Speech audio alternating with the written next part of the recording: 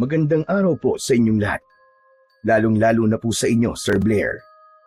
Binabati ko rin po ang inyong mga giliw na tagapakinig at taga-suporta sa inyong YouTube channel. Naniniwala po ba kayo sa isang panaginip? O di kaya naman ay isang pangyayari sa buhay ninyo na para bang nangyari na? Minsan pa nga ho ay isang lugar na hindi nyo pa napupuntahan, pero pakiramdam nyo ay napuntahan nyo na. Ang kwento po kasing ibabahagi ko sa inyo ay tungkol sa ganong karanasan sa buhay ko na kahit kailan ay hinding-hindi ko makakalimutan.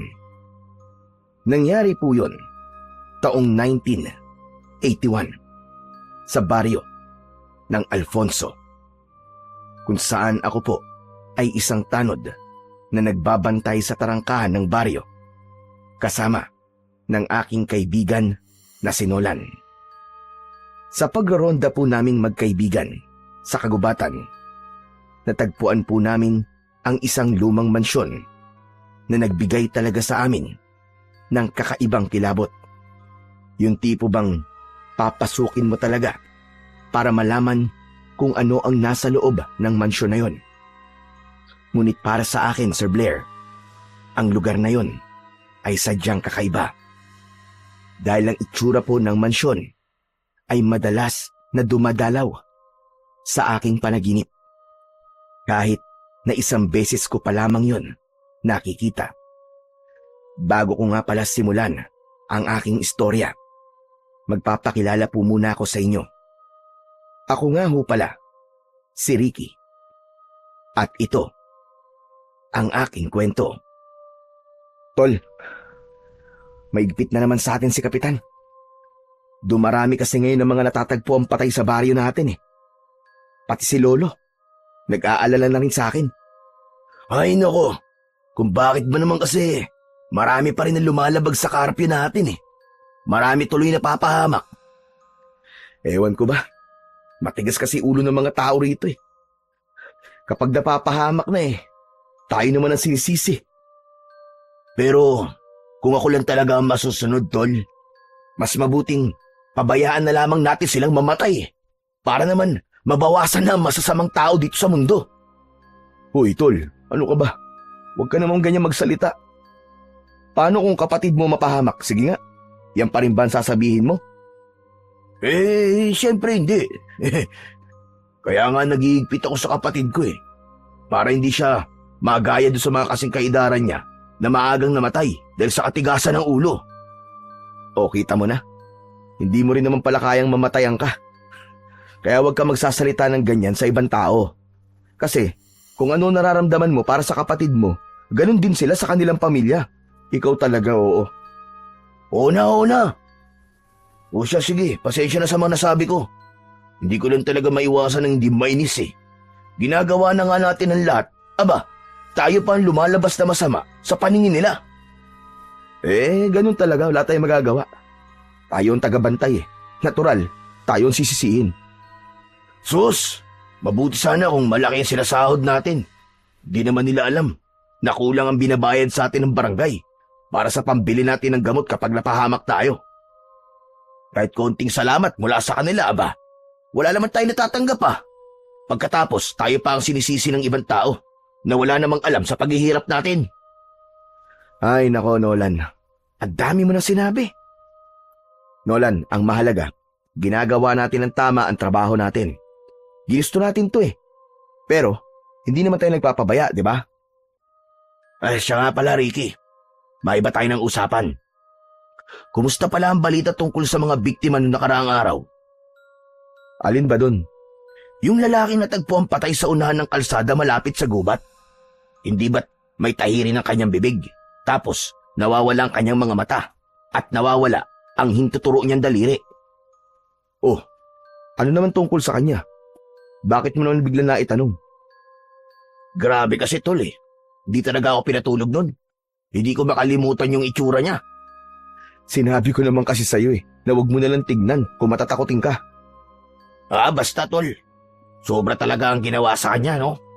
Ang hirap makalimutan. Napakabrutal. Huwag ka mag-alala, Nolan. Pareho lang naman tayong hindi pinatulog nun eh. Tumigil-tigil ka nga. Matagal nang hindi maayos ang tulog mo, no? Dahil sa masasamang panaginip mo. Pero alam mo ba, Nolan? Kung iisiping mabuti, para bang ang pagkamatay nila ay pagbibigay ng isang babala sa mga tao na wag na silang magnakaw o di naman kaya ay merong isang lihim na hindi dapat mabunyag.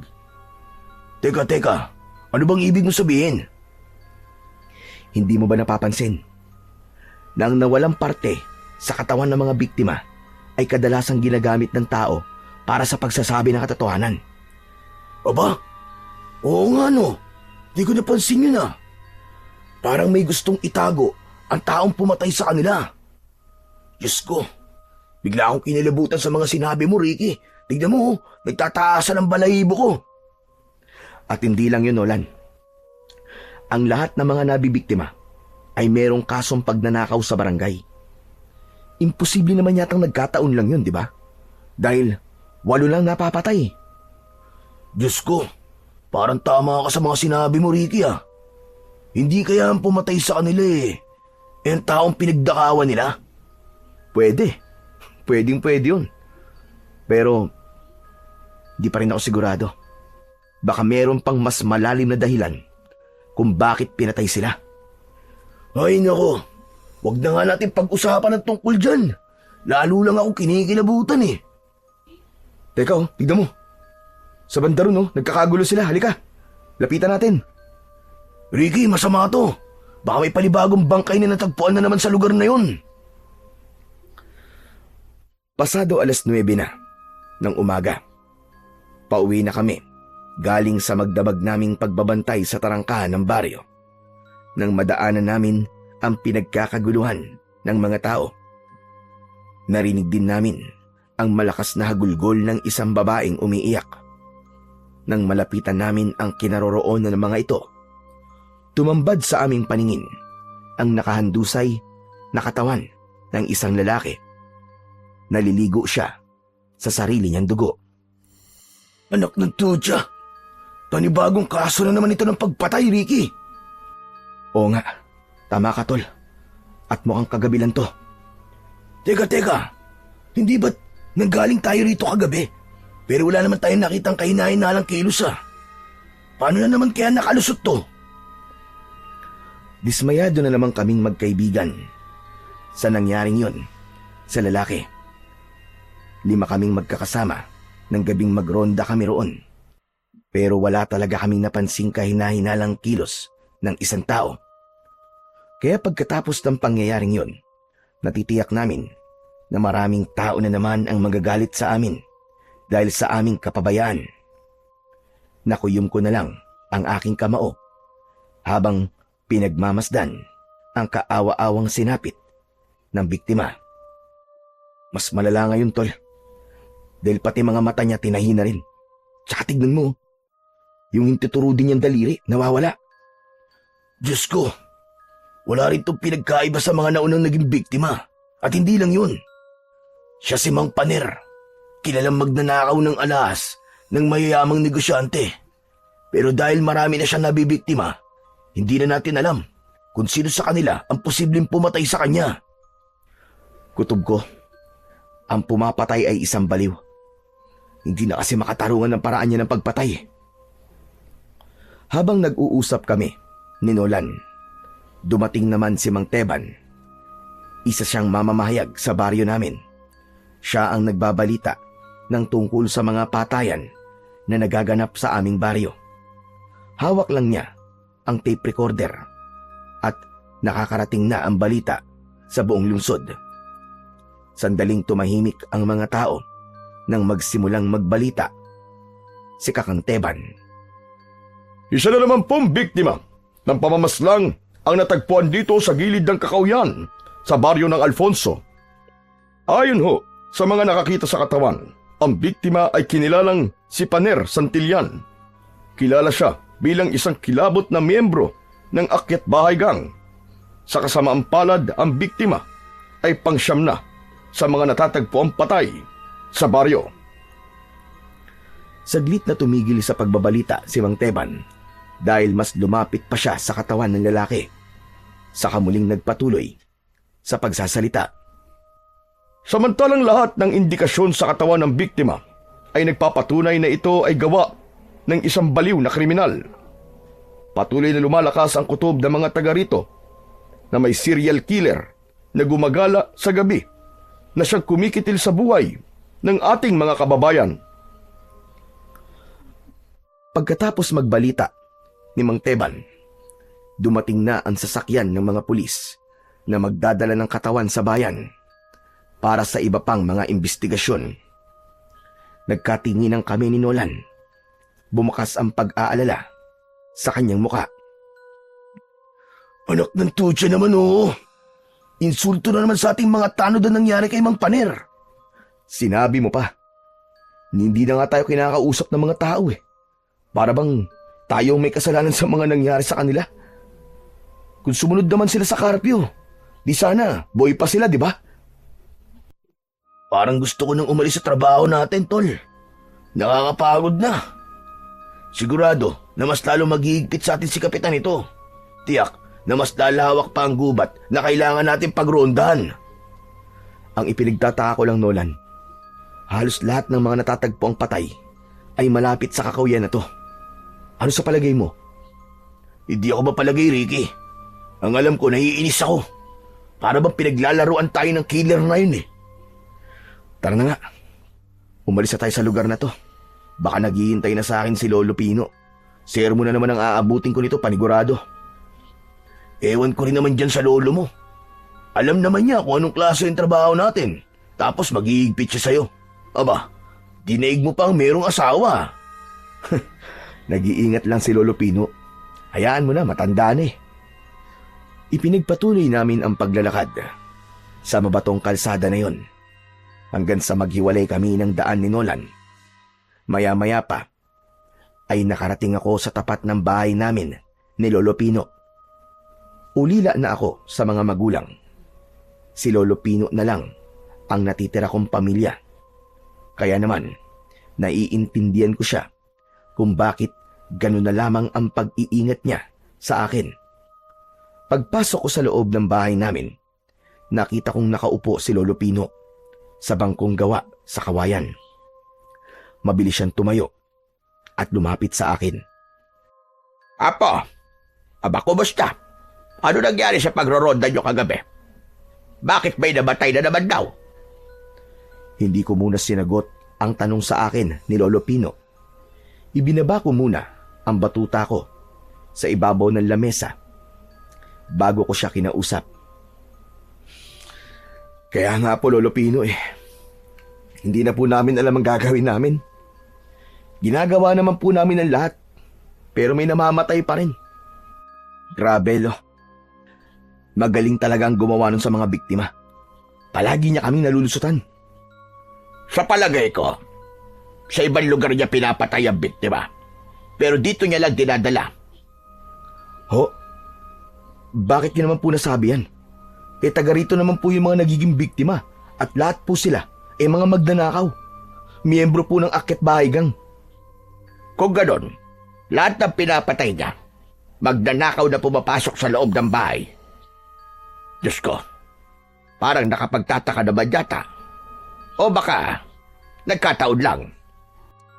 Lo, kung nagkataon lang po yun, bakit naman umabot na po sa siyam ang bilang nila?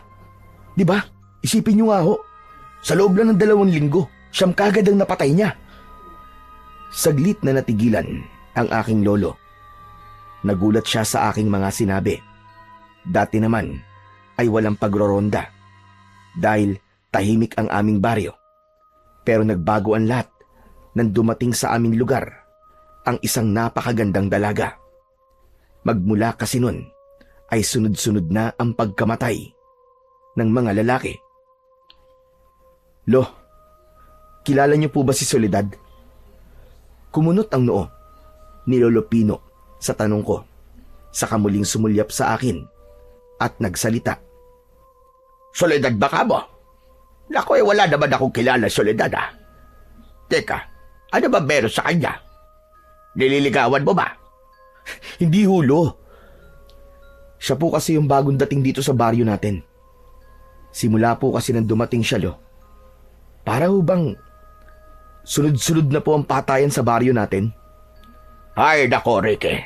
Masama ang magbintang sa kapwa, lalo na kung wala kang ebidensya. Hindi ko naman po siya pinagbibintangan eh. Pinaghihinalaan pa lang ho. Kasi nakapagtataka lang po yung pagkakatugma sa pagdating niya at pagsisimula ng patayan sa baryo natin. Apo, hanggat walang patunay, huwag kang mag-isip na masama sa isang tao. Abay, para na rin panghuhusga ang ginagawa mo. Pasensya na po, Lo. Sige po, hindi na po mauulit. Maya-maya pa ay humikab ako para ipakita sa lolo ko na inaantok na ako. Kaya lang, ni minsan ay hindi ko naranasan ang magkaroon ng maayos na tulog. Dahil yun sa masasamang panaginip na dumadalaw sa aking pagtulog. O siya, sige. Magpahinga ka na at matulog. Babantayan na lang kita habang natutulog ka. Ganun kalaki ang sakripisyo sa akin ni Lolo Pino. Kailangan niya akong bantayan sa pagtulog. Madalas na dumadalaw sa aking panaginip ang isang nakakatakot na nilalang na nakatayo sa silid ko habang pinapatay niya ang isang babae at isang lalaki. Pagkatapos, ang kanilang puso ay dinudukot ng matanda at walang habas na nilalantakan yun sa harapan ko.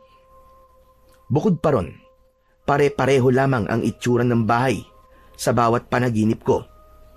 2 palapag yun na malaki ang sukat ng kabuuan ng mansyon. Kaya sa tuwing nagigising ako, nahihirapan akong huminga nang dahil sa labis na takot. Sige po, Lo, matutulog na po ako.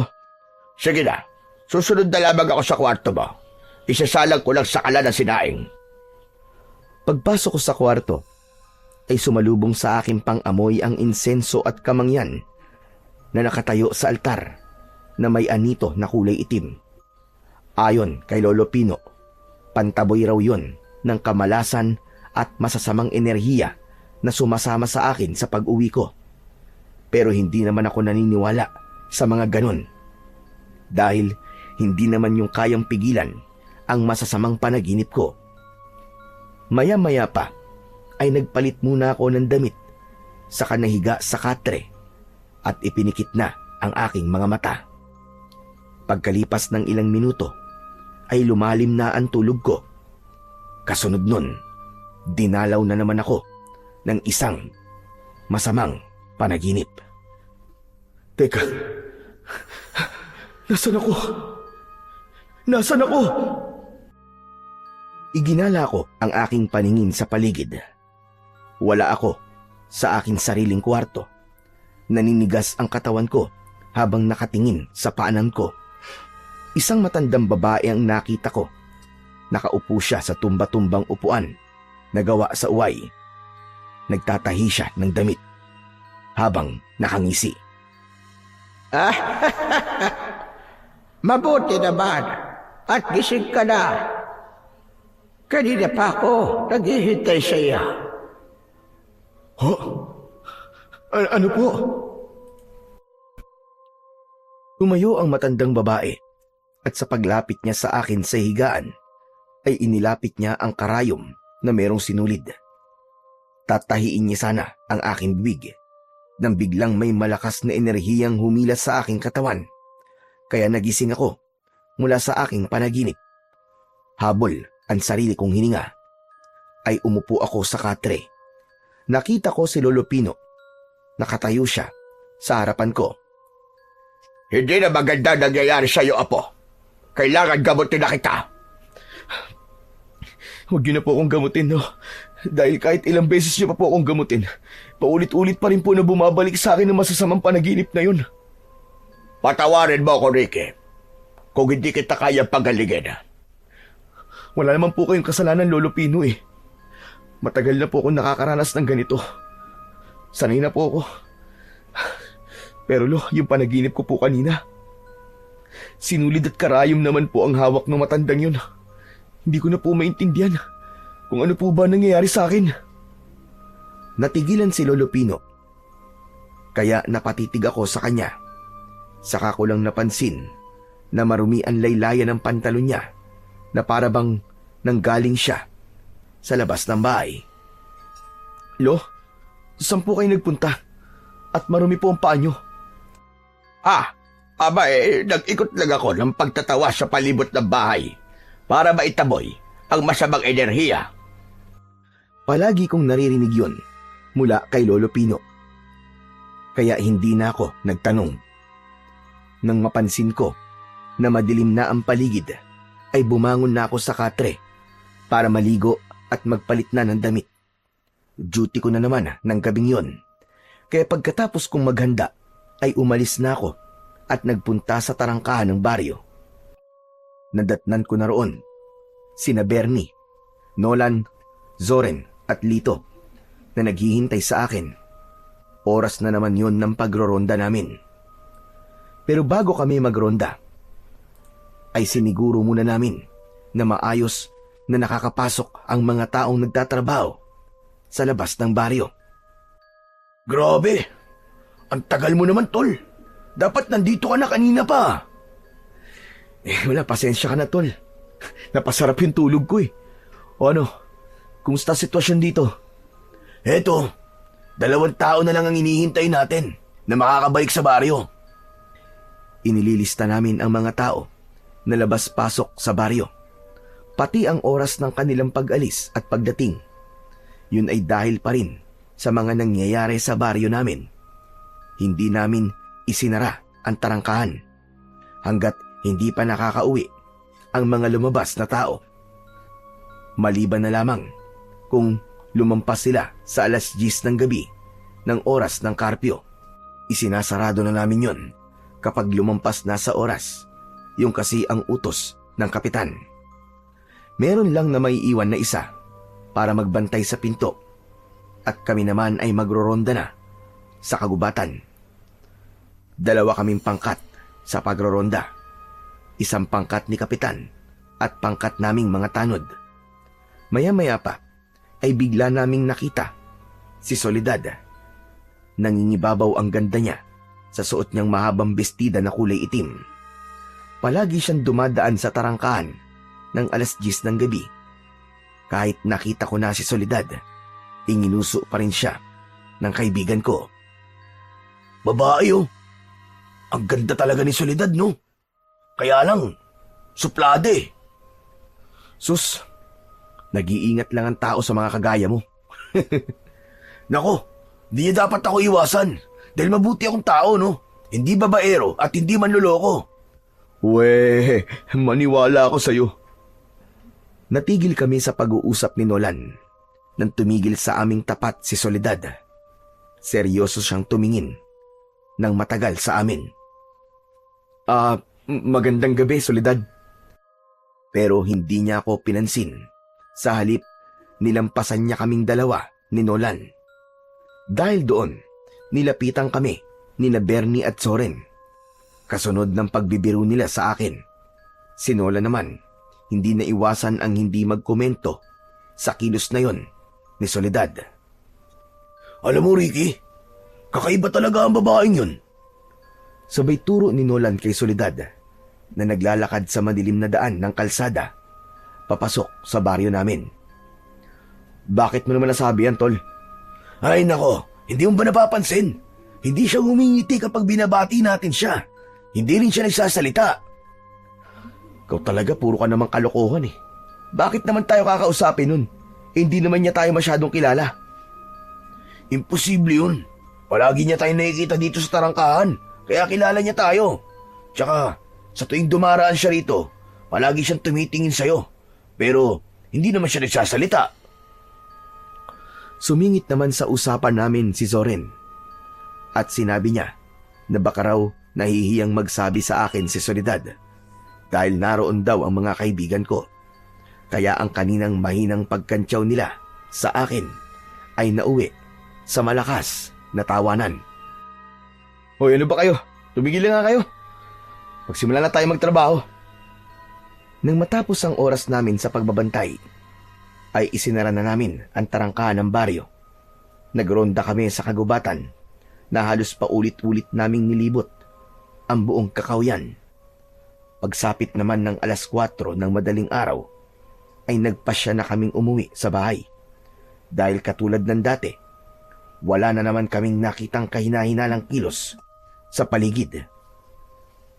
Ngunit pag-uwi namin, kasama sina Zoren, Lito, Bernie at Nolan, natigilan kami. Isang bangkay na naman ang nakita namin na nakahandusay sa daan. Isang babae, kagaya na nangyari sa mga naunang biktima. Tinahirin ang bibig nito, butas ang mata, at wala na ang hintuturong daliri. Hayop talaga! Meron na namang pinatay! Hindi na ba tayo tatantanan ng serial killer na yon? Pambihira. Pati babae pinatay niya. Wala talaga siyang awa. Halos gabi-gabi na nangyayaring to, Ricky Hindi na talaga magandang nangyayaring to.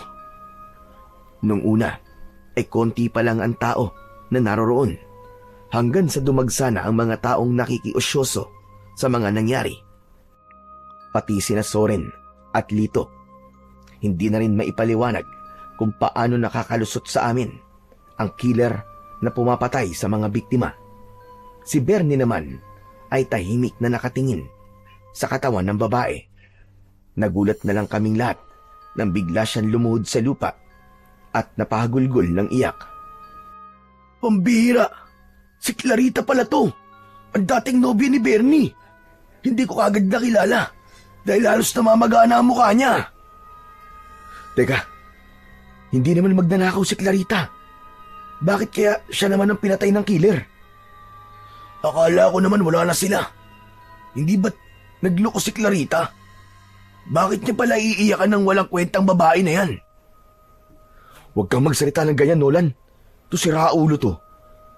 Kahit na ano pang nangyari sa kanila, nagmahalan pa rin sila dati. Di ba muntik pa nga magpakamatay si Bernie dahil sa sobrang sakit ng ginawa ni Clarita sa kanya? Pero tignan mo naman, umiyak pa rin siya sa babaeng yan. Sino kaya ang pumatay kay Clarita? Posible kayang ang pumatay kay Clarita ay ang lalaking ipinalit niya kay Bernie? Imposible yun. Dahil sundalo ang nobya ni Clarita ngayon Hindi yun nakadestino rito. Kung sa bagay, may punto ka naman. Kaya lang, talagang palaisipan na sa akin kung sino ang pumapatay dito sa baryo natin. Para bang alam na alam niya ang galaw natin dahil alam niya kung kailan tayo dadaan sa lugar na to. Magsasalita pa sana si Nolan, pero dumating si Mang Teban para ibalita ang nangyari. Dala ang tape recorder na ginagamit niya sa pagbabalita. Pumwesto siya sa tabi ni Clarita habang si Bernie naman ay tahimik na umalis sa lugar na yon. Maya-maya pa ay sinimulan na ni Mang Teban ang pagbabalita. Mga kababayan, isa na naman pong patay ang natagpuan sa gilid ng kalsada. Ang biktima ho ay kinilalang si Clarita Ibanez, 18 taong gulang, na dating kasintahan ho di umano ng isa sa mga tanod na si Bernie Arreglado. Samantala, ang kapitan naman ay patuloy na nagsasagawa ng investigasyon sa mga posibleng pinuntahan ng biktima at kung sino ang huli niyang nakasama. Hanggang sa ngayon, mga kaibigan, ay wala pa rin nahahanap ang mga kapulisan sa posibleng pumatay sa dalaga. At dahil doon, marami na rin ang lumilitaw na usap-usapan dito na ang pumapatay raw sa mga biktima ay isang aswang.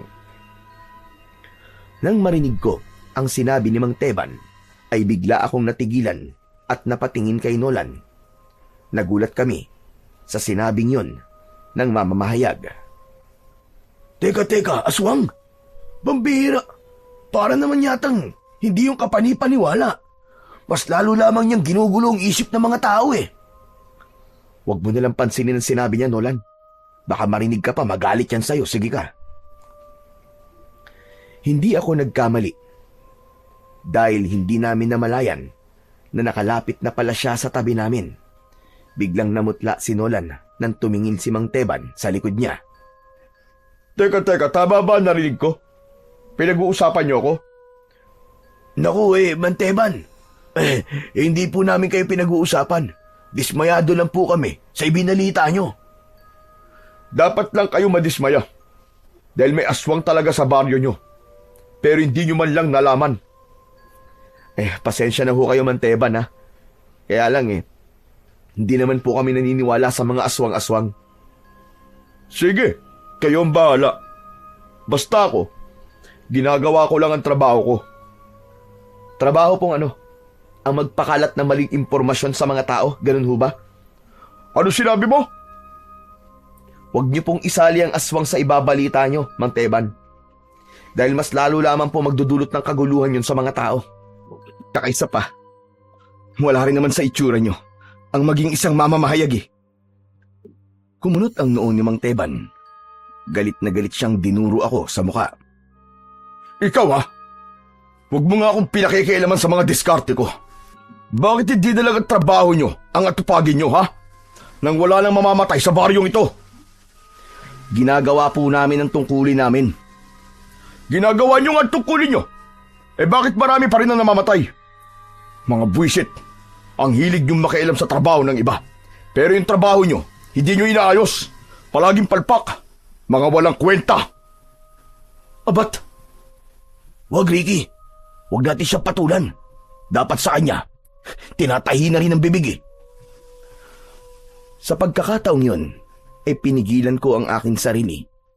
Hinayaan kong umalis si Mang Teban sa harap namin.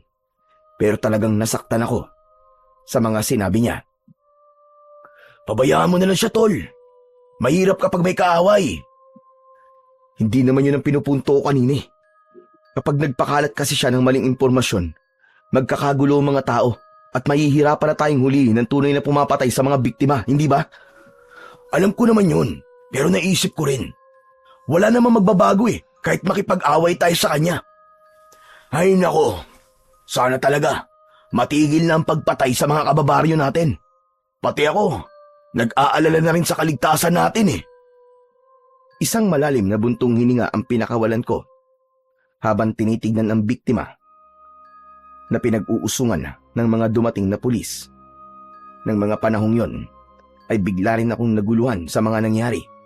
Ni wala kaming ideya kung sino ba talaga ang pumapatay sa mga biktima.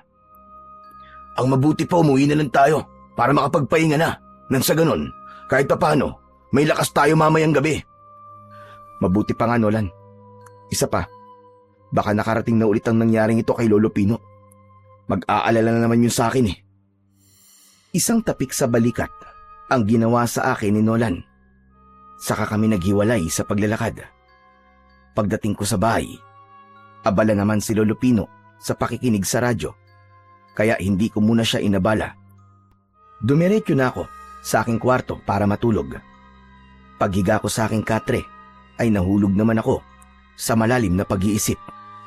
Naging palaisipan sa akin ang mga nangyayari. Maya-maya pa, ay bigla kong naramdaman ng antok. Hindi ko alam kung gaano na ako katagal na nakatulog. Pero dahil sa masamang panaginip, bigla kong naramdaman ng kamay ni Lolo Pino sa aking balikat. Hanggang sa ginising niya ako. Ricky! Ricky apo, gumising ka! Nananaginip ka na naman! Natatandaan ko, nakita ko sa panaginip ko ang isang mansyon sa gitna ng kakahuyan. Walang ilaw yon, ngunit nararamdaman ko na parabang hinihila ako na pumasok sa loob nun. Kaya naman, isang malalim na buntong hininga ang pinakawalan ko. Pagkatapos ay bumangon ako at naupo sa katre. Ganun pa rin ba panaginip mo? Ay nako, mukha yatang napapadalas na mga panaginip mo, apo. Tama po kayo, Lolo Pino. At lahat ng yun, halos pare-pareho lamang po ng eksena. Isang mansyon na nakatayo sa kakahuyan ang palaging lumalabas po sa panaginip ko. At nakakaramdam po ako ng labis na takot, Lo. Lo, may dapat po ba akong malaman tungkol sa nakaraan ko? Hindi po kaya ang mansyon na madalas ko pong nakikita sa panaginip ko ay may kaugnayan po sa nakaraan ko? Ano bang nakaraan ang tinutukoy mo?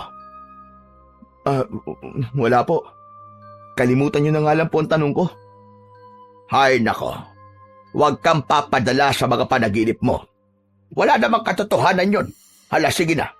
bumangon ka na dyan at kumain ng hapunan para maaga kang makapasok sa trabaho. Nakakatamad na pong magtrabaho, Lo. Wala naman pong nangyayari sa pagroronda namin eh. Huwag kang tabarin, Ricky. Alalahanin mo, buhay ng mga tao nakasalalay sa ginagawa nyo. Basta tatandaan mo lang at sinasabi ko sa'yo, ha? Huwag kang lalayo sa pagroronda.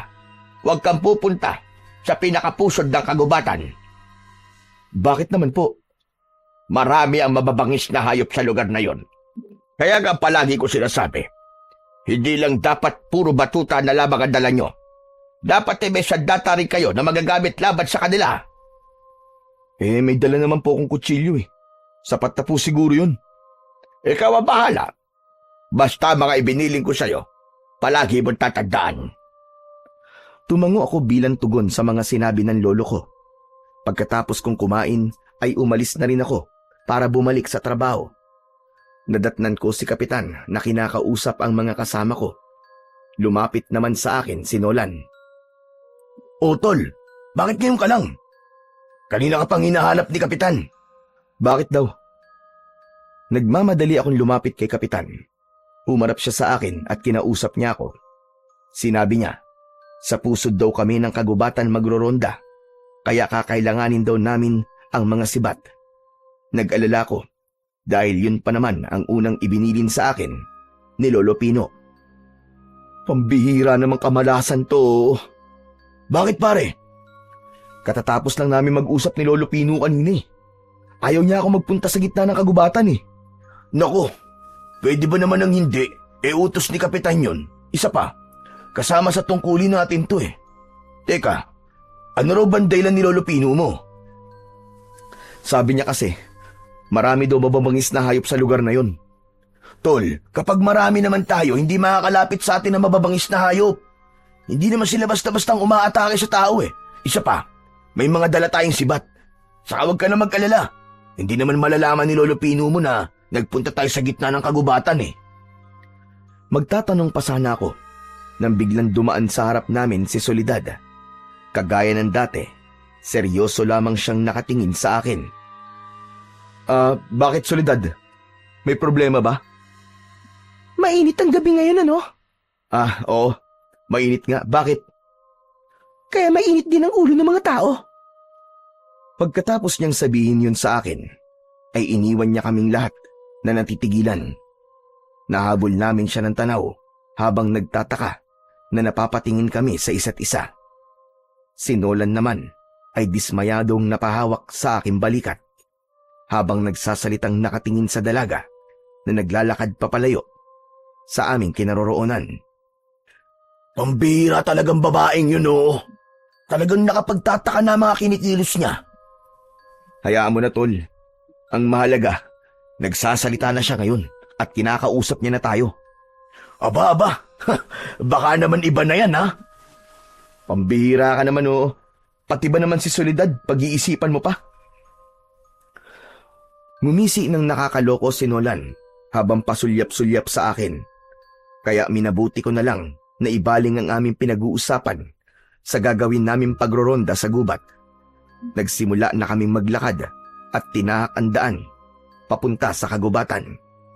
Dala namin ang sulo, sibat at batuta. Habang tinatahak namin ang daan, ay hindi ko maiwasan na hindi pag-usapan ang tungkol kay Lolo Pino.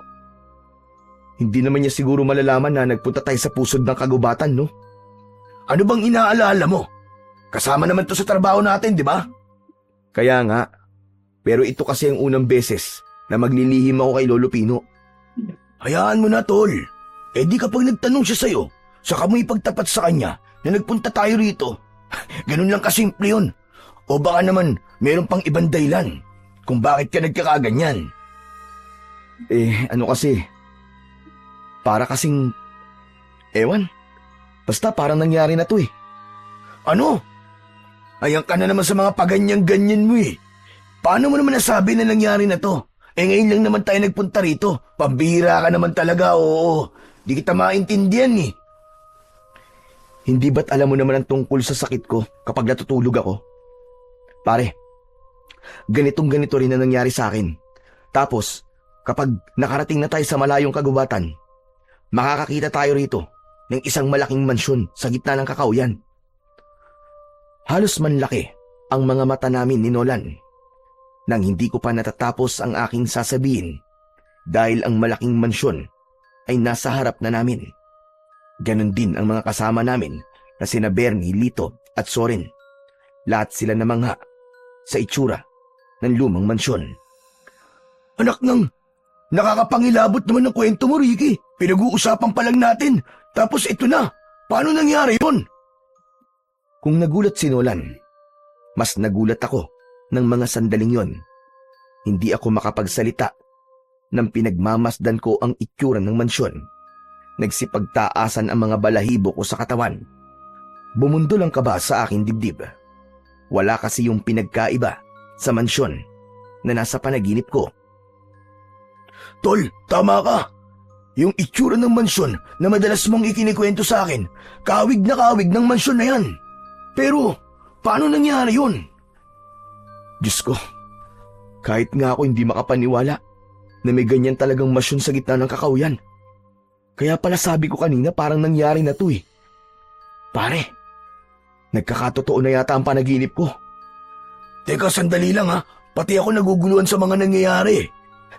Ganito, baka naman nanggaling ka na talaga rito. Hindi, Nolan. Hindi, maniwala ka.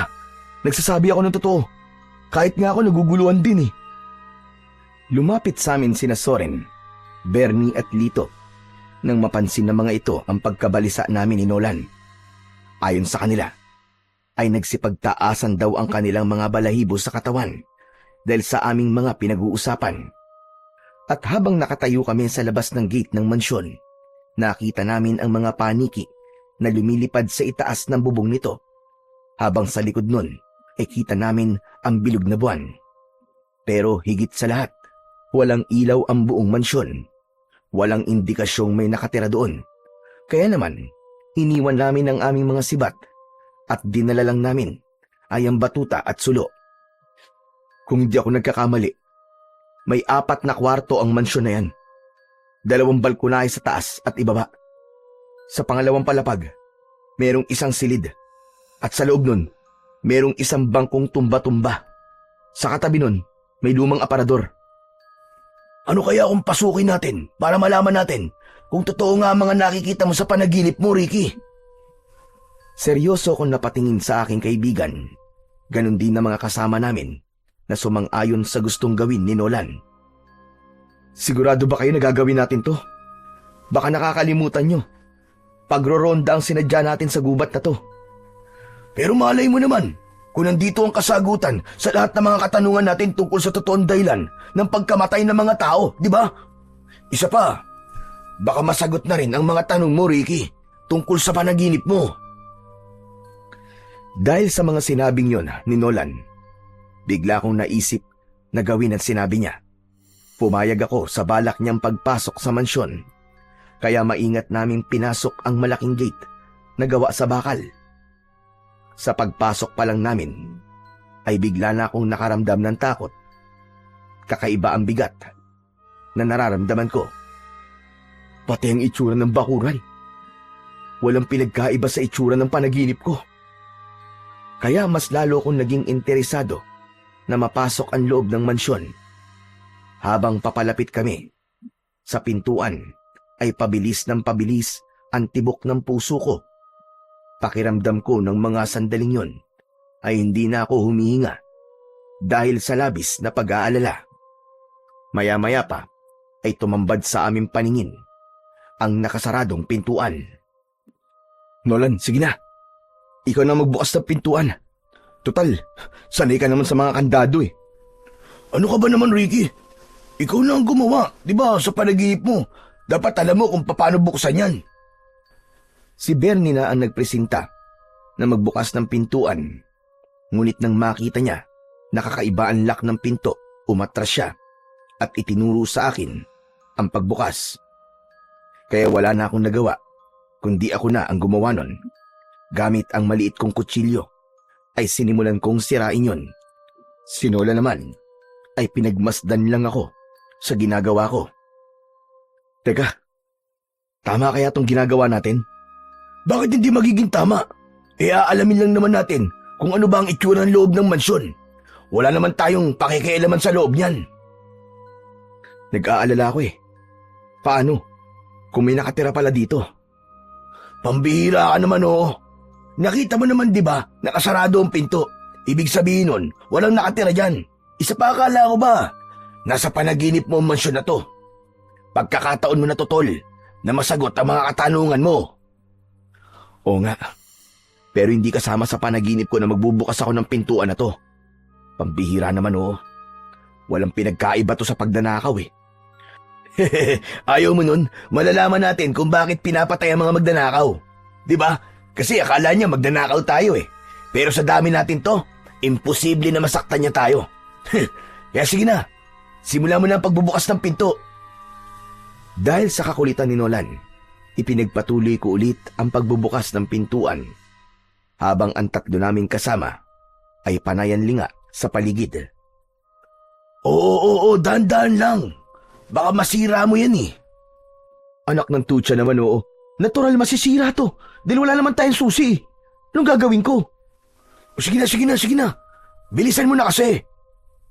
Huwag mo nga akong tarantahin. Naku, yari ka. Nasira na yata ng tuluyan ah. Pinersa mo eh. Ang ingay mo. Pwede ba manahimik ka na muna? Tara, pasok na tayo. Hindi nagtagal ay nabuksan ko na nga ang pintuan. Kaya lang, nasira ang panara. At dahil maliwanag ang sulo namin ng mga sandaling yon, pansamantala namin yung pinatay upang walang makapansin sa amin. Nang mawala ang apoy sa sulo, tumambad sa aming paningin ang madilim na loob ng mansyon. Bernie, nasaan ang flashlight mo? Inilabas ni Bernie ang flashlight at iniabot yun sa akin. Saka ko naman binuksan. Kumalat ang liwanag nun sa sala at mula sa aming kinatatayuan, bumungad sa aming paningin ang mataas na hagdanan. Papunta yun sa itaas ng mansyon. Si Nolan ang nabigla sa mga nakita. Anak ng putya oo. Pati yung hagdan. Katulad din sa panaginip mo, Ricky. Dahil sa sinabi niyo ni Nolan, pati sina Lito, Bernie at Soren ay kinilabutan na din. Maging ako na napapalunok ng laway ay hindi rin maiwasan ang hindi matakot. Naisip ko tuloy na baka bahagi pa rin yun ng panaginip ko. Tol, halika nga kurutin mo ang pisngi ko. Baka nananaginip lang ako eh. Kinurot ni Nolan ang pisngi ko at naramdaman ko ang sakit nun. Kaya naisip ko na hindi nga ako nananaginip. Ang hagdan. Yari sa Nara.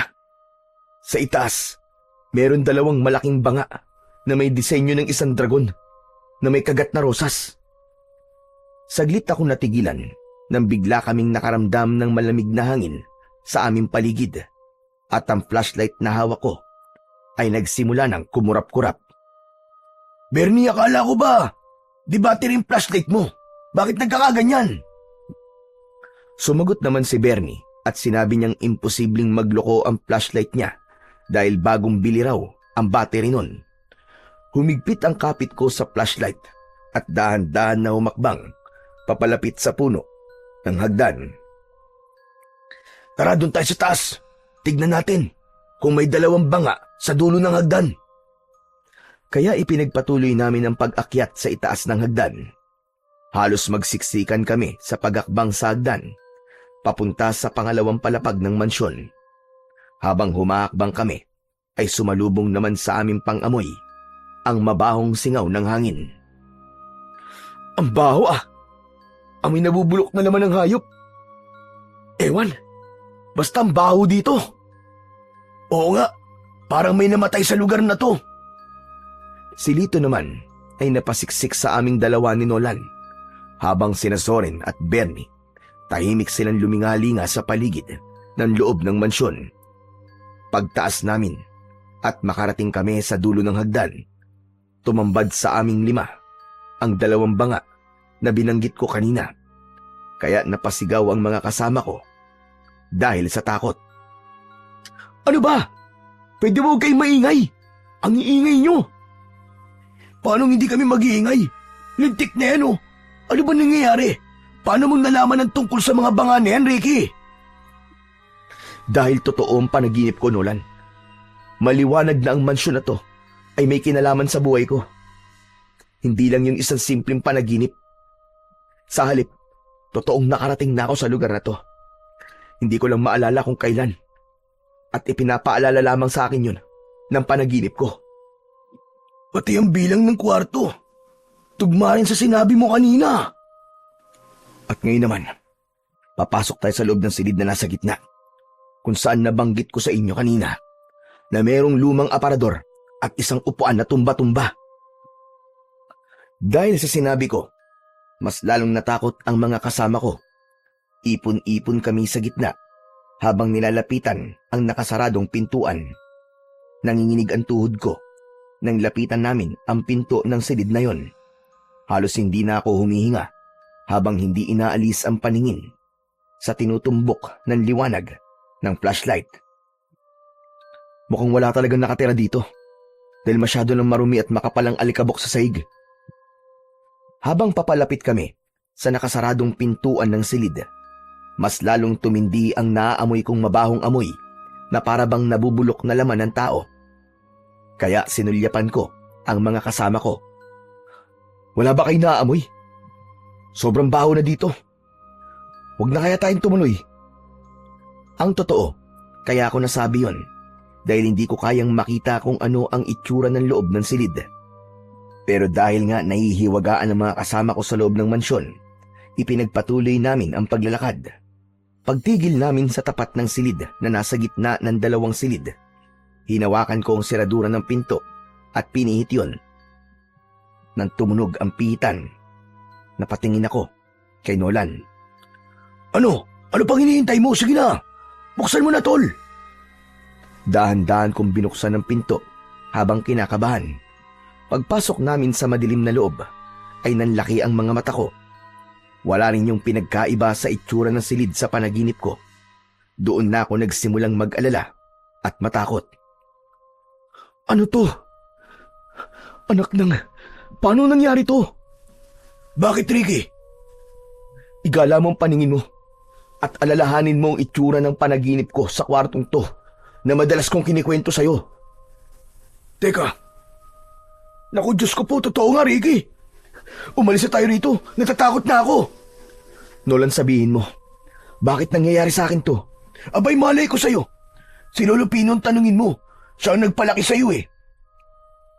Isang tumba-tumbang bangko, isang lumang aparador at isang kama. Lahat ng itsura, pati kulay, ay katulad na katulad sa mga nakita ko sa panaginip ko. Teka, bakit lumalapit ka sa aparador, Ricky? Hoy, Ricky, anong gagawin mo? Hindi ko sinagot si Nolan.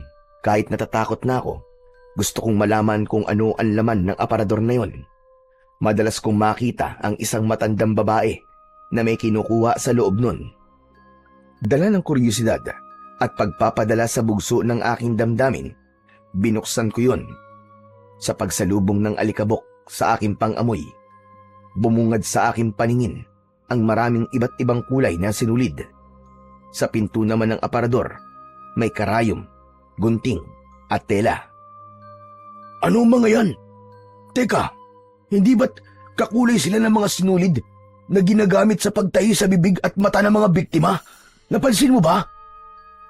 Nanginginig ang aking mga kamay nang dumako ang aking paningin sa mga garapon na nasa istante ng aparador. Sa pagkakataong yun, napaupo ako sa sahig at lalong nagkagulo kami sa loob ng kwartong yun. Mga hintuturo ng daliri na nakababad sa dilaw na likido. Bawat garapon may numero at pangalan. Sa kabilang istante, nakahilera naman ng mga payat na bote. Nasa loob ng bote ang isang pares ng mga mata ng tao, nakalutang sa kulay pulang likido. Ano ba yan? Bakit may ganyan dito? Lintik na! Bahay ng killer ang napasok natin! Kung killer ang nakatira dito, anong kaugnayan ng mansyon na to sa panaginip ko? Sa palagay ko, hindi natin yan dapat pinag-uusapan dito. Kailangan na nating umalis dito. Nasa panganib tayo mga tol! Dahil sa takot ay nagsimula na kaming magkagulo. Nataranta sina Soren at Bernie. Gusto na nilang umalis. Kaya naman, mabilis kong isinara ang pinto ng aparador. Ngunit bago kami lumabas ng kwarto, nabaling ang aking atensyon sa isang maliit na libro na nakaipit sa bangkong tumba-tumba. Kaya mabilis ko yung kinuha at isinuksok sa aking bewang. Saka mabilis na tumakbo palabas ng silid. Mabilis din kaming nakababa sa hagdan. Ngunit biglang lumakas ang malamig na ihip ng hangin. Nagbukas sarado ang pintuan at mga bintana. Kasabay nun, ang pagsara ng tuluyan ng lahat ng aming madadaanan. Nagkagulo kaming lahat. Nagsisisigaw dahil sa takot. Diyos ko, paano na to? Anong gagawin natin? Nakulong tayo sa loob! Diyos ko, may kakaibang nangyayari sa paligid na to. Sa tingin ko nasa panganib tayo.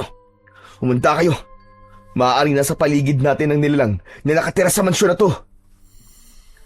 Maya-maya pa ay tumigil ang malakas na hangin at nagkaroon ng konting liwanag sa itaas ng hagdan. Lahat kami ay napatingin sa puno ng hagdan. Nakita namin ang nilalang na dahan-dahan bumababa sa hagdan. Humigpit ang kapit ko sa batuta at flashlight nang makita ang itsura ng nilalang. Ricky! Ricky, aswang! May aswang na bumababa sa hagdan! Mas lalong lumakas ang tawa ng nilalang habang ang kanyang bibig ay nakanganga na tumutulo pa ang malapot niyang laway. Mahaba ang kanyang kulay itim na bestida habang ang kanyang muka ay naaagnas na. Ikinumpas niya ang kanyang kamay na may hawak na sinulid at karayom. Puro itim lang ang kulay ng kanyang mga mata habang ang braso ay nilalabasan ng uod sa balat at laman. Nang mga sandaling yon, ayaw na rin gumana ng isip ko. Masyado kong nagulat sa mga nakikita ko. Ang lakas ng loob niyong pasukin ang mansyon ko. Mukhang hindi niyo nalalaman. Ang mansyon na ito ay sa akin lamang. At ang lahat na pumapasok sa lugar na ito ay hindi na nakakalabas ng buhay. Kung ganun, ikaw palang pumapatay sa mga tao sa baryong to. Sino ka? Sino ka? Bakit mo to ginagawa? Bakit ko naman sasagutin ang tanong mo? Nakita na kita sa panaginip ko. Ikaw yun. Ikaw ang nagpapakita sa panaginip ko. Hindi ako maaaring magkamali. Pwes, hindi ka na magigising, binata. Dahil ito na. Ito na mismo magiging bangungot mo. Ricky, ano nang gagawin natin? Mamamatay tayo rito, Ricky! Mabuti naman at alam nyo kung ano ang mangyayari sa inyo. Pumasok kayo sa mansyon ko nang walang pahintulot. Ano sa palagay nyo dapat kong gawin? Pero huwag kayong mag-alala. Hindi naman nila malalaman kung sino ang pumatay sa inyo. Dahil tatahiin ko ang bibig ninyo at ang mga mata. Kagaya ng ginawa ko sa iba. Habang bumababa ng hagdanan ang aswang, ay panay pa rin ang tawa nito. Pinilit kong magpakatatag ng mga sandaling yon. Dahil sa takot, sinubukan ni Bernie at Soren na tumakas. Pero tinigdan sila ng aswang at umangat ang kanilang katawan sa sahig. Para bang may malakas na puwersang bumalot sa katawan ng mga kaibigan ko. Lumutang sila sa ere habang hindi makagalaw. Lumipad sila papalapit sa nakangising aswang. Bernie! Soren! Tumakbo kami ni Nolan para lapitan ang mga ito. Pilit kong hinahawakan ang katawan ng mga kaibigan ko. Kaya lang, nang hahawakan na namin ang kanilang kamay, parang may humampas sa amin ng malakas na puwersa mula sa aswang. Magkasabay kaming bumagsak sa sahig ni Nolan. Bumagsak din ang katawan nila Bernie at Soren sa paanan ng aswang. Nanlaki ang mga mata namin nang makita naming tinahi ng aswang ang bibig ng dalawa at dinukot ang kanilang mga mata, pati ang kanilang dalawang hintuturong daliri ay kinagat rin ng aswang. Si Lito naman ay natulala, nanginginig dahil sa takot, samantalang si Nolan ay tumakbo papalapit sa akin at hinila ako sa aking braso. Ricky, tara na! Tumayo ka na! Halimaw siya! Halimaw! Takbo! Halos sirain namin ang nakasaradong pintuan para tumakas. Panay ang pukpok namin sa pinto gamit ang batuta pero hindi namin mabuksan yun. Paglingon ko sa gawi ng aswang, nakita ko na dumapa ang nilalang at sinipsip niya ang dugo ni Zoren at Bernie. Nagkikikisay ang kanilang mga katawan habang inuumpisa na silang lapain ng aswang. Nang mamatay sina Bernie at Zoren, tumayo ang aswang habang inilalagay nito sa bulsa ang mga dinukot na mata at nakuwang mga daliri. Tumawa ang aswang ng malakas habang ipinapakita ang kanyang hawak na sinulid at karayom. Si Lito naman ay hindi na rin maintindihan ang gagawin. Dahil sa takot, tumalon siya sa bintana. Pero dahil yari yon sa bubog, tumarak ang nabasag na bubog sa leeg ni Lito. Umagos ang dugo niya sa bintana habang nagkikikisay ang katawan. Namatay rin ito. Nadilat ang mga mata. Lito! Diyos ko, si Lito! Patay na siya! Kay sarap namang panoorin ang mga natatakot na tao. Dapat lang sa inyo yan. Pakialamero kasi kayo. Kung hindi kayo nangahaas na pumasok sa mansyon ko, hindi sana sila namatay. Sige, subukan mo lumapit, halimaw ka. Kundi papatayin kita. Kampun ka ng kadiliman. Hindi ako natatakot mamatay. Dahil hindi naman ako makakaranas nun. Matagal ko nang inaalay ang buhay ko sa hari ng kadiliman. At walang kahit na anong sandata ang makakapatay sa akin. Itinaas ng aswang ang sinulid at karayom habang humahakbang siya papalapit sa aming kinaroroonan. Ricky, kailangan na natin lumaban sa kanya. Dahil kung hindi, papatayin tayo ng hayop na yan. Huwag na kayong lumaban. Wala na kayong magagawa. Mapapabilang na rin kayo sa mga koleksyon ko. Hindi! Hindi ka magtatagumpay, halimaw ka! Lalaban kami kahit na anong mangyari! Umalingaw-ngaw ang malakas na tawa ng aswang at ang hawak kong flashlight ay nagsimula ng magkurap-kurap. Maya-maya pa ay tumubo sa likod ng aswang ang malapad niyang pakpak. Pagkatapos ay lumipad ng paikot sa itaas ng kisame. Sinamantala namin ang pagkakataon habang nasa itaas pa ang aswang. Sige na, Nolan! Sirain na natin ang pinto! Dalian mo! Pinagtulungan namin ni Nolan na sirain ang pintuan. Ngunit hindi ko namalayan na nasa likod na pala namin ng aswang. Naramdaman ko na lang ang pagguwit ng sakit ng likod ko. Umangat ang aking paa sa saig at bigla akong inihagis papalayo kay Nolan. Bumaling sa akin ang aswang habang nakangisi na lumapit sa aking kinaroroonan. Hinagis niya ang sinulid at karayom habang ako naman ay gumagapang sa saig at pilit na inaabot ang nabitiwan kong batuta. Pero dahil mabilis siyang nakalapit sa akin, bumaon ng kuko niya sa balikat ko. Ah! Bitiwan mo ako! Bitiwan mo ako! Halimaw ka! Ricky! Akin na ang buhay ng kaibigan mo. Pakawalan mo si Ricky! Pakawalan mo siya, aswang! Nolan! Tulungan mo ako, tol! Dahil sa pagdagit sa akin ng aswang, hindi ko na nahawakan ang aking batuta. Kumapit ako sa kanyang braso. Saka ko siya inatake ng kagat sa kanyang kamay na nakahawak sa aking balikat. Nabitiwan niya ako at bumagsak ako sa sahig. Naramdaman ko ang pagtama ng aking katawan sa semento. Halos mapangiwi ako sa labis na sakit. Maya-maya pa, bumaba ang aswang at muling nawala ang pakpak niya sa likod. Naglakad siya papalapit sa akin. Habang umaangil, panay ang kumpas niya ng kamay na para bang nagsasayaw. Akma na sana siyang aatake sa akin nang lumitaw ang malakas na liwanag mula sa nasirang bintana. Nanggagaling yun sa labas ng mansyon. Layuan mo ang apo ko! Umalis ka sa loob ng mansyon! Nabuhayan ang loob ko nang marinig ko ang boses ni Lolo Pino. Kahit may sugat ako sa katawan, pinilit kong tumayo. Lumapit sa akin si Nolan para alalayan ako sa pagtayo. Ha? Huwag kang makialam dito. Hindi mo naman ako kayang pigilan. Pero kaya kitang paslagin! Agad na pumasok sa loob ng mansyon si Lolo Pino. Kaya nakita niya ang patay na katawan ni Lito.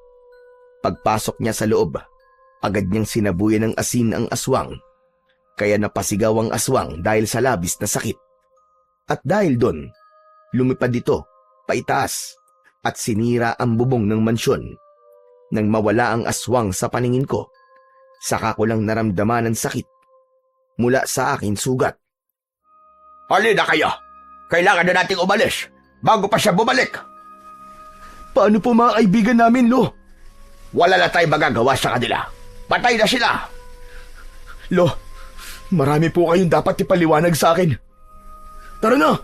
Saka na kayo mag-usap! Umalis na tayo rito! Inalalayan nila ako sa tigkabilaan kong braso. Naluluha kong nilampasan ang nakahandusay na katawan ni Lito. Sa isang iglap, 3 kaibigan ko ang namatay. Dahil sa pagpasok namin sa mansyon na yon, idagdag pa ang alalahanin namin kung paano namin ipapaliwanag sa kanilang pamilya ang mga nangyari sa kanila. Pagkalipas ng ilang oras na paglalakad, sa wakas, narating namin ang bahay. Kasama namin si Nolan na pumasok sa loob ng aming tirahan. Diretso sa silid si Lolo Pino. Pag-upo ko sa gilid ng katre, ay agad na akong nagtanong kay Lolo Pino. Lo, hindi na po kayo maaaring magsinungaling sa akin. Ano po ang ibig sabihin ng mga panaginip ko? Ang mansyon na yun. Yun din po ang mansyon sa panaginip ko, Lo. Ano po ba talagang totoo? Ngayon na nalaman mo na ang buong katotohanan tungkol sa mga panaginip mo. Panahon na siguro para ipagtapat ko sa iyo ang tungkol sa nakaraan mo. Apo, patawarin mo sana ako kung matagal kong itinago sa iyo ang katotohanan. Ano po ba ang totoo, Lolo? Isa akong mabuting mambabarang na merong kakayahang bumura ng alaala ng tao. Kung ganun, binuran niyo po ang alaala ko sa nakaraan. Pero bakit po? Ano pong dahilan niyo, Lo? Pinatay ang mga magulang mo sa harapan mo, Ricky. Na-trauma ka. Nawala ka sa iyong sarili. Lahat ay kinakatakutan mo. Hindi ka kumakain. Hindi ka rin natutulog. Bakit niyo po yung ginawa, Lo? Bakit niyo po yung ginawa? 5 taon ka pa lang nun nang mangyari sa iyo ang bagay na yon. Kaya nag-alala ko at ginamit ko ang kakayahan ko para alisin ang takot na yon sa isip at puso mo. Binara ko sa isip mo ang lahat ng alaala mo tungkol sa pagkamatay ng mga magulang mo. Hindi niyo po dapat ginawa yun, Lolo. Dahil alaala ko yun sa mga magulang ko eh. Tama ka. Hindi ko yun dapat ginawa. Sapagkat pinahirapan ka ng alaala na yun sa pamamagitan ng panaginip. Totoong nangyari sa iyo ang lahat ng mga nakita mo. At ang mansyong pinasok mo ay pag-aari ng mga magulang mo. Diyos ko, ano ba yan? Hindi ko maiwasan ng hindi kilabutan sa mga pinag-uusapan niyo, Lolo Pino. Kusang bumalik ang alaala na nakaraan ni Ricky dahil sa kanyang panaginip. Alam ko may dahilan kung bakit kayo napadpad sa kinaroroonan ng mansyon. Dahil yun talaga ang nakatakdang mangyari kay Ricky. Bakit po buhay pa ako, Lo?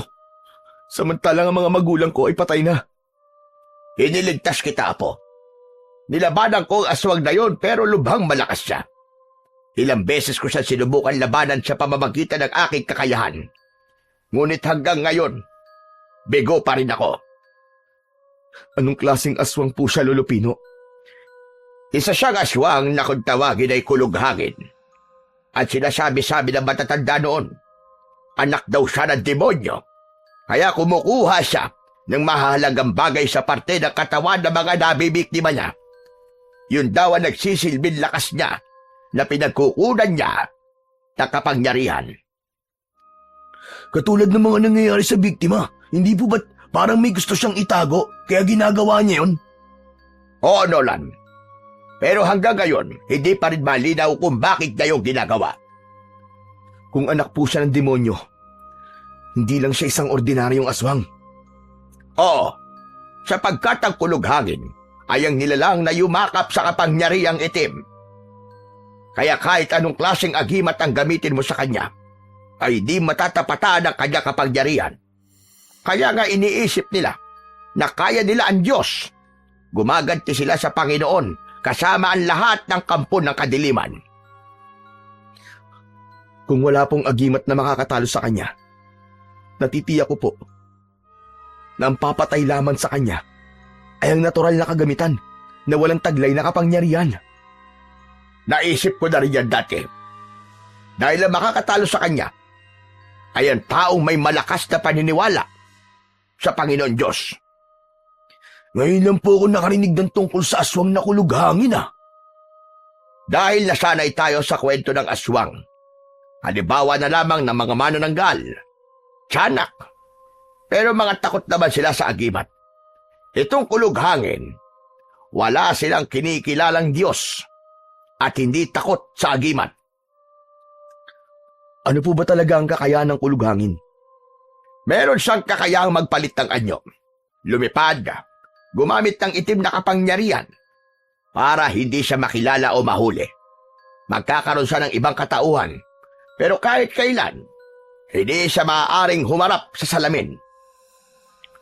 Napaunat ako sa pagkakaupo at nawala ang sama ng aking loob sa aking lolo. Nagkaroon ako ng interes na malaman kung ano ang kahinaan ng aswang na kulughangin. Hindi sila maaaring humarap sa salamin? Ganun? Tama ka. Dahil hindi niya maaaring tignan ang kanyang sarili sa salamin. Isa pa, gabi lang sila nakakapagpalit ng pagkatao o anyo. At sa araw naman, makikita mo kung ano ang pagkatao na inihaharap niya sa lahat ng tao. Pero ang totoo, hindi naman talaga ganoon ang kanyang itsura. Kung ganun po, sa tingin ko salamin na makakapatay sa kanya. Hindi basta salamin lang, Apo. Kailangan nakatapat ang salamin sa refleksyon ng kahit na anong liwanag. Saka mo lang siya masasaktan. Pero dapat malaban mo ang kanyang kahinaan. Kung ano ang ginagamit niya sa pagpatay, yun din ang kanyang kahinaan. Nagkatinginan kami ni Nolan. Para bang iisa lang ang iniisip namin tungkol sa kahinaan ng aswang na kulughangin. Sinulid at karayom. Yun din ang nakita naming nakatago sa parador. Kailangan nyo bumalik sa mansyon. Kunin nyo ang sinulid at karayom. Yun ang gagamitin nyo sandata para maikulong siya sa mansyon. Saka nyo gagamitin sa kanya ang salamin para siya ay patayin. Sinulid at karayom? Paano naman po namin magagamit na sandata yun? Ang hibla na sinulid, babalutan nyo ang palibot ng mansyon. Hindi siya makakaalis sa loob. Pero masyado pong mahina ang sinulid. Hindi siya mapipigilan nun. Nagkakamali ka, Ricky. Sa oras na maigapos nyo ang mansyon gamit ang sinulid, magkakaroon ng puwersa na manggagaling mismo sa kanya kapangyarihan. Sa pamamagitan nun, hindi niya magagamit ang lakas niya sa sarili niyang kagamitan sa pagpatay. Sa kanyo magagamit ang salamin laban sa kanya. Naiintindihan ko na po ang ibig niyong sabihin. Sa paghawak ko sa aking bewang ay naramdaman ko ang librong nakuha ko kanina. Kinuha ko yun at ibinigay kay Lolo Pino. Oo nga pala, Lolo Pino. Ito po oh. Nakuha ko po ito sa bangkong tumba-tumba doon po sa mansyon. Hinawakan ni Lolo Pino ang maliit na libro at binuklat niya ang pahina. Saka nag-aalalang napatingin sa akin. Hindi ako maaaring magkamali. Ito ang diary ng nanay mo, Ricky. Sa tingin ko, Apo, ikaw ang dapat bumasa niyan. Ibinalik sa akin ni Lolo ang libro at tinanggap ko yun. Malungkot kong pinagmasdan ng libro sa kanaluluwang napasulyap sa akin lolo. Tumango siya bilang hudyat na basahin ko na ang laman nun. Binasa ko ang mga nakasulat doon. Bigla akong napagulgol ng iyak habang hawak ang libro. Tol, Ricky! Bakit? Nalaman ko, Tol, na pinagtangka ng buhay ng mga magulang ko ng pangalawang asawa ng aking lolo sa side ni nanay. Agawan sa yaman ang punot dulo ng lahat. Kaya tinatahi ng aswang ang bibig ng kanyang mga nagiging biktima para hindi malaman ng lahat na buhay pa siya at siya talaga ang pumatay sa mga magulang ko. Ang sumunod na pahina naman ay wala na naging karugtong sapagkat pinatay na sila ng aswang na si Lola Socorro. Kung ganon, tama ang hinala ko na si Socorro nga ang pumatay sa mga magulang mo. Paano po natin siya mahanap kung nagtatago po siya sa ibang pagkatao? Yun din ang nagiging palaisipan para sa akin. Kailangan niyong bumalik sa mansyon. Ipapaalam ko kay Kapitan na nangyari sa mga kaibigan niyo. Teka, kailangan ko pala munang gamutin ang sugat mo, Ricky. Saka ko lang naalala ang 2 sugat sa aking balikat. Pagkatapos gamutin ni Lolo ang sugat ko, ibinigay niya sa akin ang salamin na nakasabit sa dingding ng kanyang kwarto. Kwadrado yun na halos kasing lapad ng aking palad. Palagi mo ito dadalin. Sa oras na makakita ka ng kahit danong liwanag, itapat mo doon ang salamin at siguraduhin mong tatamaan ng refleksyon ng salamin ang katawan ng aswang. Tumango ako at tinanggap ang maliit na salamin na ibinigay sa akin ni Lolo Pino. Magpapaalam na rin ako, Ricky. Bukas na lang tayo magkita. Dito ka na magpalipas ng gabi, Nolan. Nasa paligid lang ang aswang. At dahil nakita niya ang mukha mo, hindi ka niya tatagtanan hanggat hindi ka niya napapatay. Samahan mo muna dito si Ricky. At ako naman ay pupunta kay Kapitan. Teka, sandali lang po, Lo. Baka naman kayo po mapahamak. Kailangan makarating kay Kapitan na nangyari sa mga kaibigan niyo. Huwag kayo mag-alala. Kaya kong ipagtanggol ang sarili ko. Hindi ko na napigilan si Lolo Pino dahil nagmamadali na siyang lumabas sa bahay namin. Ang salamin naman ay isinuksok ko sa aking bewang. Pagkatapos ay itinabi ko ang libro sa ilalim ng unan ko. Subalit ilang minuto lang ang lumipas. Magmula nang umalis si Lolo Pino, ay dumating naman sa bahay namin si Kapitan. Nakita niya na may benda ako sa katawan. Tinanong niya kami kung ano ang nangyari sa amin. Sinalakay po kami ng aswang at kaming 2 lang pong nakaligtas. Nagulat kami ni Nolan nang sabihin sa amin ni Kapitan na natagpuan ng 3 naming kaibigan sa gilid ng kalsada. Nagkatinginan kami ni Nolan. Teka, paano po nangyari yung, Kapitan? Sa lumang mansyon po namin sila iniwan. Diyos ko, kung ganun, sa mansyon pinapatay ang mga biktima, saka dadalhin sa ibang lugar para itapon ang kanilang katawan. Maliwanag na ang Socorro na yon ang pumatay sa mga biktima. Siya talaga ang salarin. Kapitan, bumalik na po kayo sa bahay niyo. Mamaya po pagsapit ng umaga, puntahan niyo ang mansyon sa gitna ng kakauyan. Aswang po ang pumatay sa kanila at doon po talaga nangyari ang pagpatay sa mga kaibigan namin. Tumango si Kapitan at agad na umalis sa lugar na yon. Naiwan kami ni Nolan na biglang nag-alala kay Lolo Pino. Ricky, si Lolo Pino umalis siya, di ba? Tapos nandito si Kapitan. Diyos ko, masama to.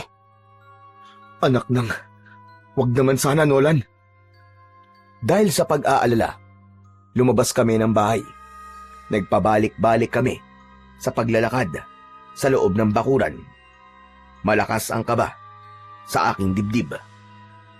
Natatakot ako na baka kung ano na ang nangyari sa aking lolo.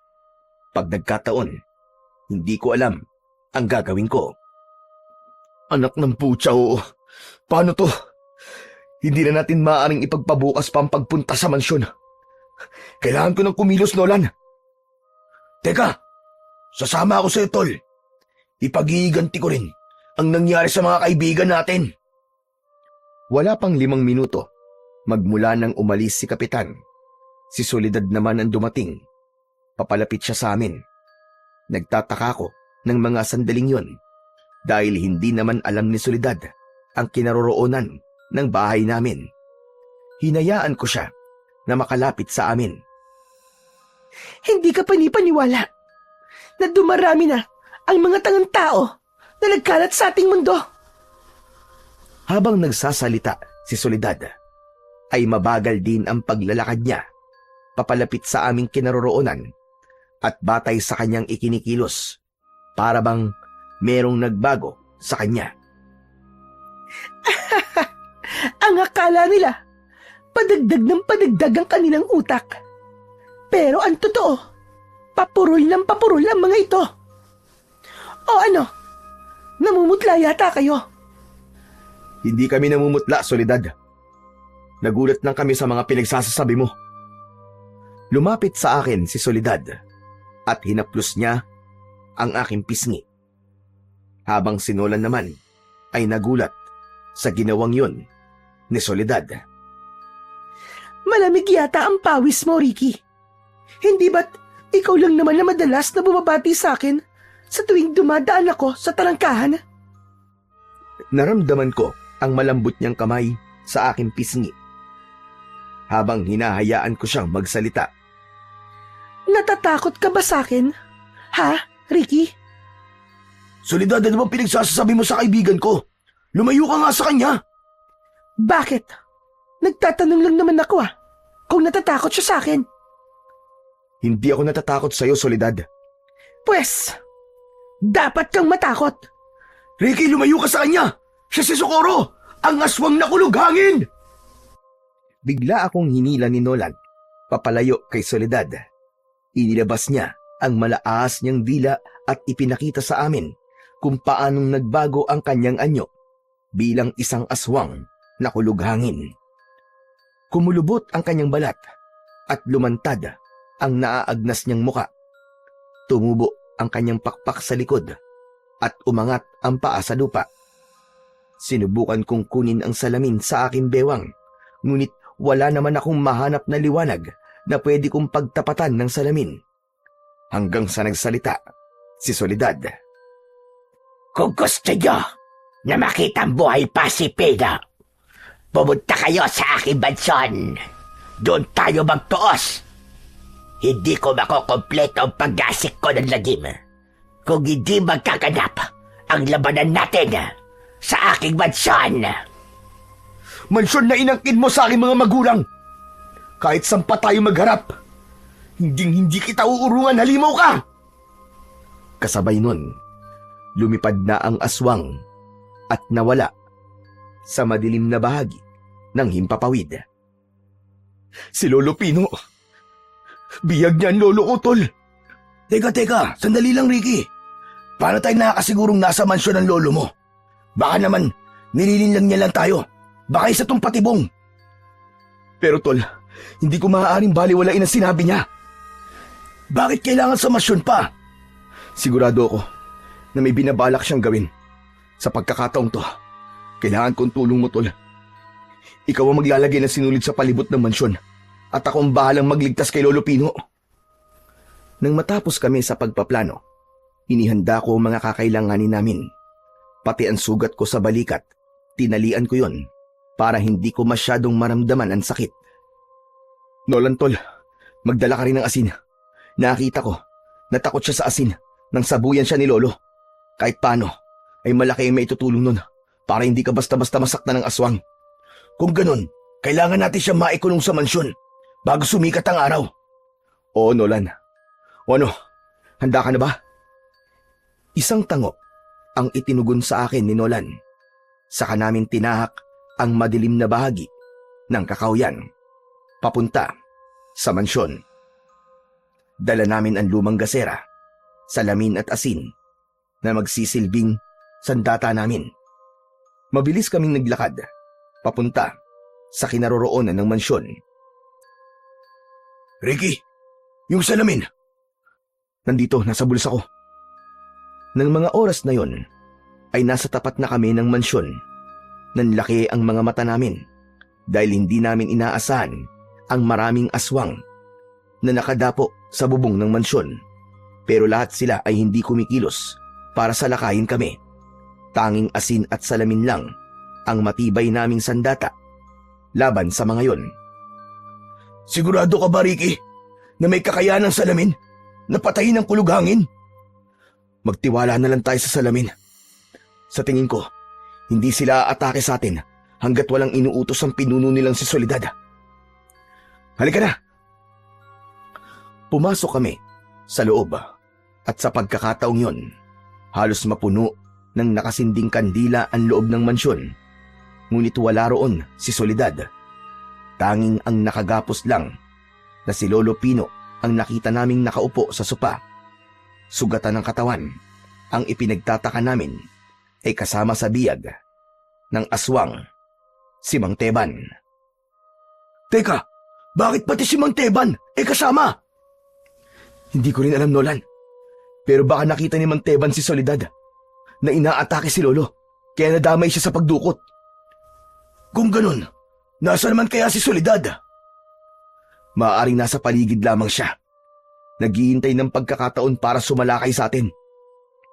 Sa tingin ko, Tol, walang malay si Lolo Pino. Talagang pinahirapan siya ng gusto. Habang iginagala ko ang paningin ko, ay nakita kong walang ibang tao na naroroon, maliban sa dalawang biyag na nakagapos sa sofa. Pareho silang walang malay. Nolan, kaya mo ba? Gawin mo ng pinag-usapan natin. Sige, Tol, gagawin ko na. Mabilis na tumakbo paakyat si Nolan, papunta sa silid ng aswang para kunin ang sinulid at karayom, habang ako naman ay nakamasid lang sa paligid. Nang matiyak ko na wala pa roon si Soledad, mabilis kong nilapitan ang mga biyag at kinalagan sila ng tali. Lolo! Lolo, gising! Lolo, gumising po kayo! Tinapik ko ang pisngi ni Lolo Pino para gisingin siya, ngunit hindi siya nagigising hanggang sa magising si Mang Teban. Naku, Diyos ko po!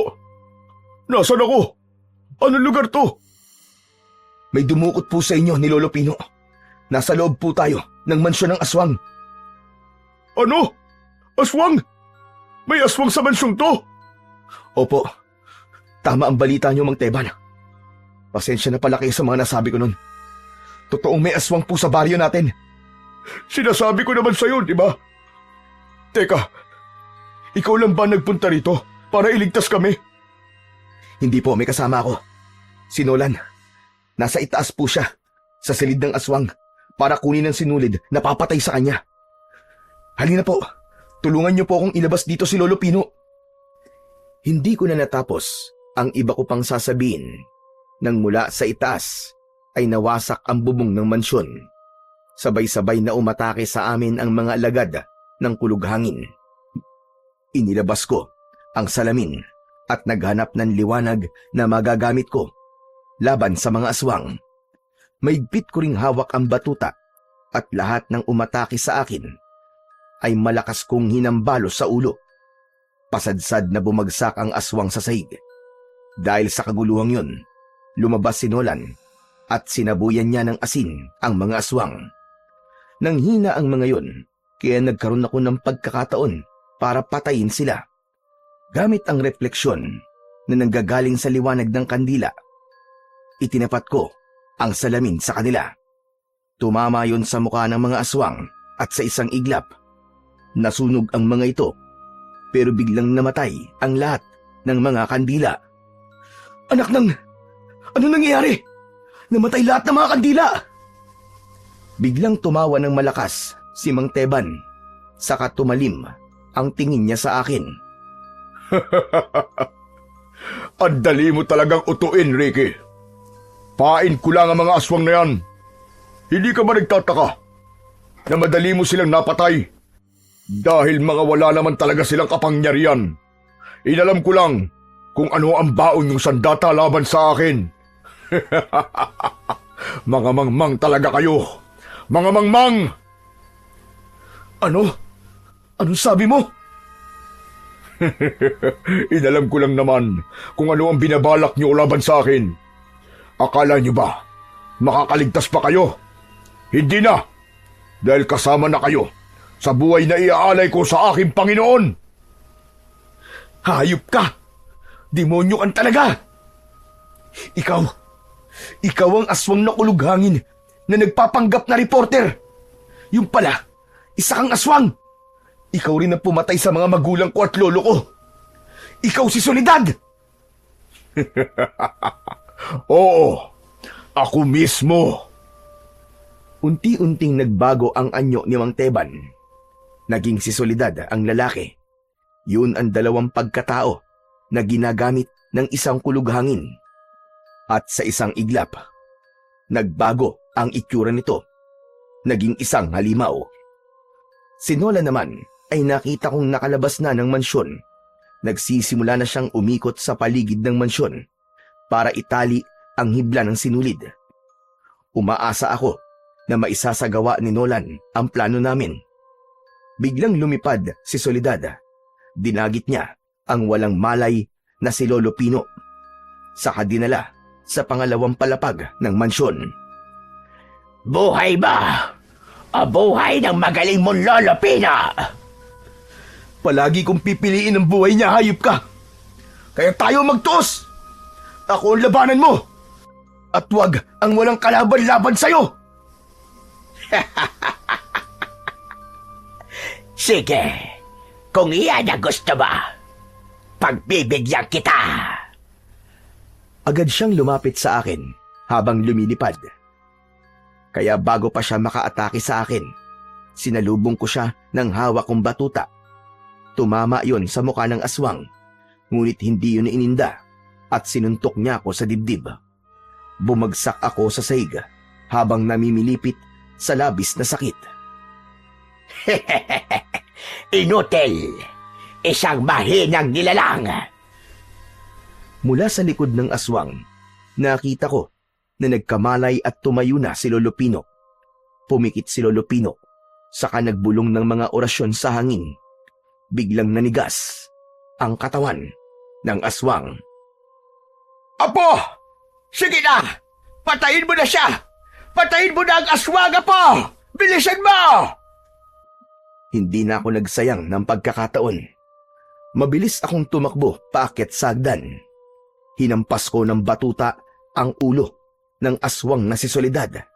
Pagkatapos ay itinapat ko ang salamin sa konting liwanag na pumapasok mula sa nabutas na bubong. Ngunit walang epekto yon. Mga hangal, walang epekto sa akin ang salamin. Isang tambak talaga kayong mga tanga! Mga tanga!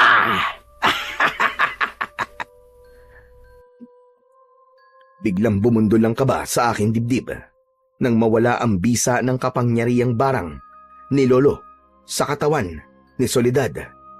Tumayo ang aswang at kinuha niya ang salamin, saka ipinalo sa aking muka. Nabasag yun at nahiwa pa nun ang aking pisngi. Umagos ang dugo nun habang ramdam na ramdaman ko ang sakit. Sa muling pag-angat ko ng muka, nakita ko na nagpapambuno naman ang dalawa ni na Lolo Pino at Soledad. Nagpapalitan sila ng suntok, mambabarang, laban sa aswang na kulughangin. Saktong dumating naman si Nolan. Ricky, tol! Tapos na! Nagawa ko na ang pinag-uutos mo! Nabalot ko na sinulid ang buong mansyon! Tol, walang epekto sa kanya ang salamin! Huwag kang maniwalang walang epekto ang salamin sa kanya, tol! Pero hindi siya nasaktan kanina eh! Oo, tol! Dahil kulang nito! Itinaas ni Nolan ang karayom sa aking harapan. Tama siya. Yun ang kulang sa lahat ng sinabing kontra sa aswang. Nilapitan namin sina Soledad at Lolo Pino na patuloy pa rin sa pagsusuntukan. Agad kong ibinaon ang karayom sa leeg ng kulughangin. Nahawakan niya ang kanyang leeg at bigla na lamang nagkikikisay ang katawan. Hayop kang demonyo, ang kulughangin ka! Lasapin mo ngayon ang sakit! Mabilis kong itinapat ang salamin sa konting liwanag na nanggagaling sa liwanag ng buwan. Tumama ang refleksyon nun sa mukha mismo ng aswang. Hindi! Hindi maaari ito! Hindi niyo ako maaaring mapatay! Hindi! Pagkatapos nun, walang ano-ano, umusok ang katawan ng aswang. Lumipad siya ng paikot-ikot sa mansyon.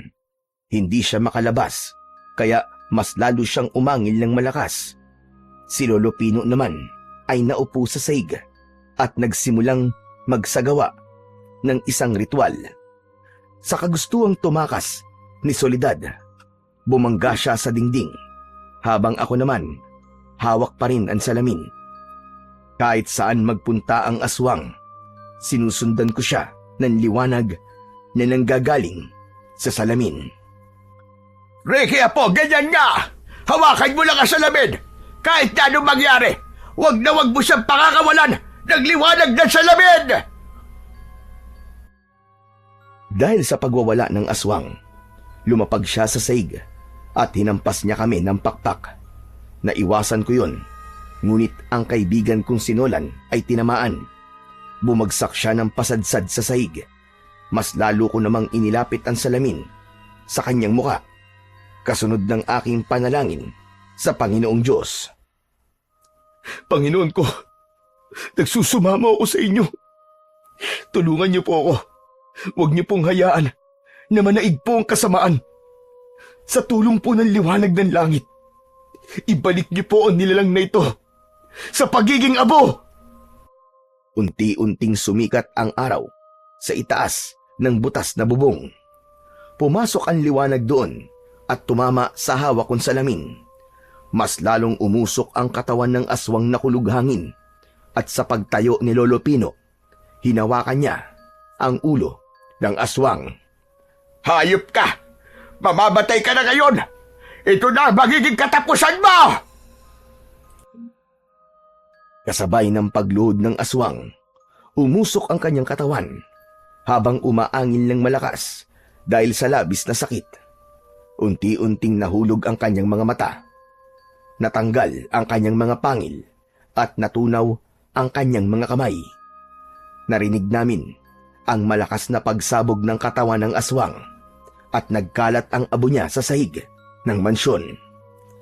Saka lang naramdaman namin ni Lolo ang panghihina ng aming katawan. Bumagsak kami sa sahig, katabi ni Nolan. Nasugatan din ito, gawa ng aswang na kulughangin. Hanggang sa tuluyang sumikat na ang araw sa buong paligid.